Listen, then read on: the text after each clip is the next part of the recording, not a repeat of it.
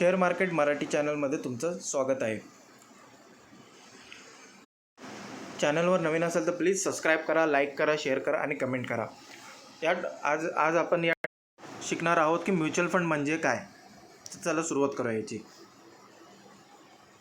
Mutual fund म्हणजे काय तर सरळ शब्दात सांगायचं झालं तर म्युच्युअल फंड हा एक खूप पैसा एकत्रित करून बनलेला फंड असतो, ज्यामध्ये गुंतवलेल्या पैशाचा उपयोग करण्यासाठी केला जातो. गुंतवणुकीच्या रकमेपेक्षा अधिक नफा मिळवण्याचा प्रयत्न केला जातो यातून. म्हणजे ह्याचा पुढे मी तुम्हाला अजून सोप्या भाषेत मी समजवतो.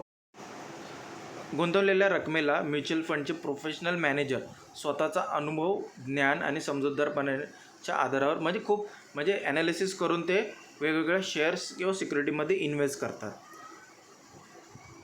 म्युच्युअल फंडमध्ये गुंतवणुकीचा फायदा असेल की प्रोफेशनल फंड मॅनेजर म्हणजे ज्यांना बघा आपल्यासारखे म्हणजे काही जण असतात ज्यांना अजून शेअर मार्केटमध्ये यायचं आहे पण त्यांना नॉलेज नाही, मग ते काय करतात, म्युच्युअल फंड हा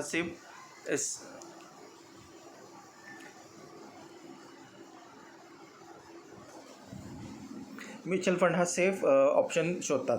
मग त्यात काय असतं, प्रोफेशनल फंड मॅनेजर असतात जे त्यांना खूप वर्षाचा अनुभव असतो, यात 15 वर्षाचा 10 वर्षाचा अनुभव असतो. मग त्यांच्या अनुभवाने ते तुमचा पैसा इन्व्हेस्ट करतात. यात जोखीम कमी असते, म्हणजे लॉस होण्याचा हे कमी असते.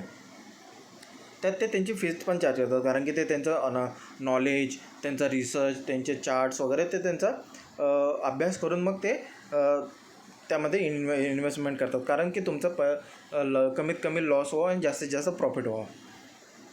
बऱ्याच लोकांना वाटतं की म्युच्युअल फंड आणि शेअर मार्केट हा एकच पार्ट आहे, पण ते एक वेगवेगळा प्रकार आहे. शेअर मार्केटमध्ये तुम्ही स्वतः ते पैसे इन्व्हेस्टमेंट करता आणि म्युच्युअल फंडमध्ये तुम्ही एका फंड मॅनेजरला पैसे देतात आणि मग ते शेअर मार्केटमध्ये इन्व्हेस्ट करतात.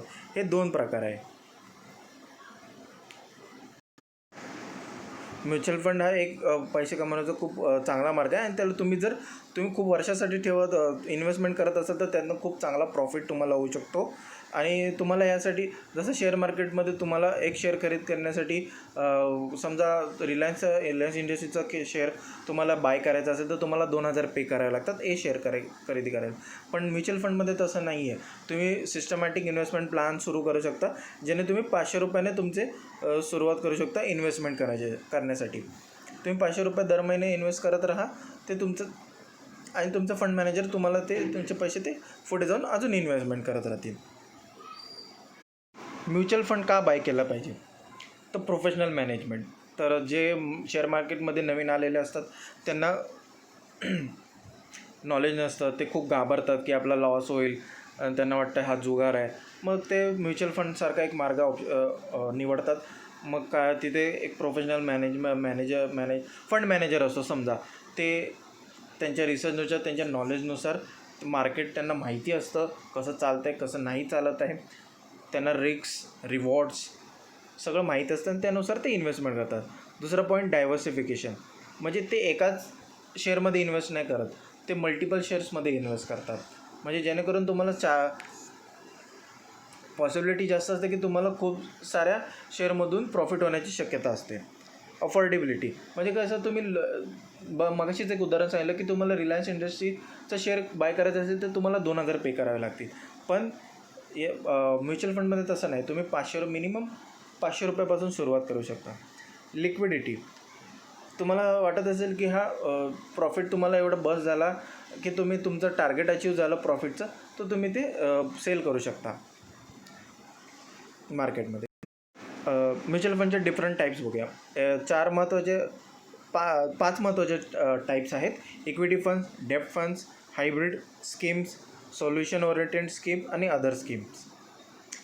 इक्विटी फंड्समध्ये येतात ELSS equity link savings scheme, large cap fund, value fund, contra fund, multi cap fund. डेब्ट फंड्स येतात, त्यानंतर डेब्ट फंड येतो, ultra short duration fund, low duration fund, money market fund, gilt fund. Hybrid स्कीममध्ये dynamic asset allocation fund, arbitrage fund, balance hybrid fund, equity saving fund. Solution oriented scheme, retirement fund, children fund, other scheme, index fund, fund of funds. तुम्हाला या ज्या आता मी funds वाचून दाखवले, तुम्हाला त्या फंड्समध्ये invest नाही करायचं आहे.